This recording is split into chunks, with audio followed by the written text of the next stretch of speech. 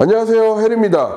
우리 학생들이 워킹홀리데이를 가거나 어학연수를 가든 유학을 가든 어디든 상관없습니다. 무엇을 가든 갔을 때 학생들이 고민하는 것들이 굉장히 많은데 그 중에 하나 집입니다. 이 이야기는 사실 얼마 전에도 이야기를 드렸었던 것 같은데 요즘에도 똑같은 것 같아요. 집에 대한 걱정이 학생들이 너무 많아요. 사실 어떻게 보면 당연한 얘기죠. 우리가 의식주라고 이야기를 하지 않습니까?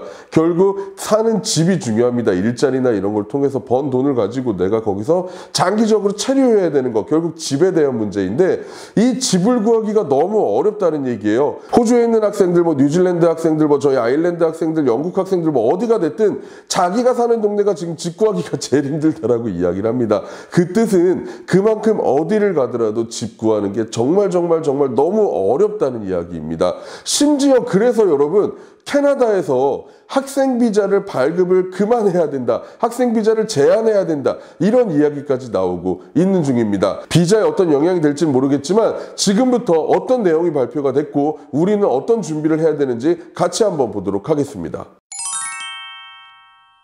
캐나다는 우리 학생들이 워킹홀리데이로 정말 많이 가는 나라입니다. 기존에도 많았지만 2024년부터 12,000명으로 쿼터도 변경되었고 나이도 35세까지로 변경이 되었고 심지어 체류기간도 최장 4년까지로 변경이 된다고 이야기를 드렸죠. 아직 영상 못 보신 분들은 여기 꼭 한번 확인해 주시기 바랍니다. 근데 재밌는 건 우리나라만 캐나다로 이렇게 많이 넘어갈까요? 당연히 아니겠죠. 이민법이 다른 나라보다 조금 유연하기 때문에 많이들 넘어오는데 전 세계에서 몰려들다 보니까 집은 제한적이고 집에 대한 문제가 크게 발생했습니다. 그래서 이번에 캐나다 주택부 장관이 유학생 쿼터제를 도입해야 된다라고 이야기를 했는데요. 그 내용 지금부터 같이 한번 보겠습니다. 로이터 통신에 따르면 숀 프레이저 신임 주택장관은 21일 기자회견에서 유학생 수가 급격하게 증가해 주택시장에 큰 압력을 가하고 있다고 말했습니다. 프레이저 장관은 외국인 유학생 쿼터에 상한을 부과할 수 있는지 묻는 질문에 그것도 우리가 고려해야 할 옵션 중 하나다. 정부는 아직 이렇다 할 결정을 내리지는 않았다면서 대학에서는 캐나다에서 양질의 교육을 제공하기보다 수익을 위해 이용하고 있다. 적정 거주시설보다 5에서 6배 많은 학생을 등록 유치하는 경우들이 있다고 전하면서 프레이저 장관은 유학생 수를 제한하더라도 신규 이민자를 제한하는 것은 아니라고 말했습니다. 이에 대하여 이민부 밀러 장관은 학생 증가가 주택 정책의 우려 대상이긴 하다. 하지만 이는 문제를 지나치게 과장하고 있는 것으로 그러지 말아야 한다면서 이는 여러 가지 문제 중 하나일 뿐이지 학생 주거 문제를 해결할 수 있는 유일한 해법이 아니다라며 반대 의사를 분명히 밝혔습니다. 캐나다 정부 내에서도 사실 여러 가지 의견이 오가고 있는 것을 우리가 확인할 수가 있습니다.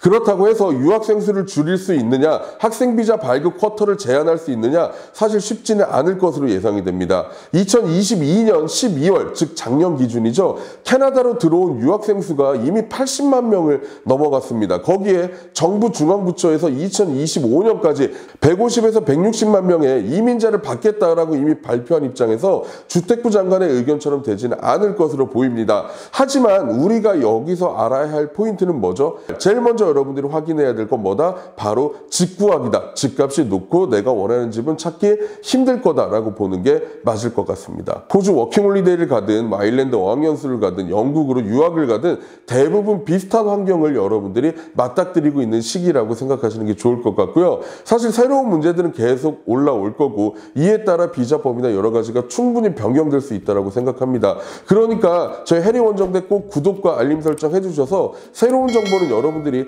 가장 먼저 받아가시기 바랍니다. 지금까지 해리였습니다. 감사합니다.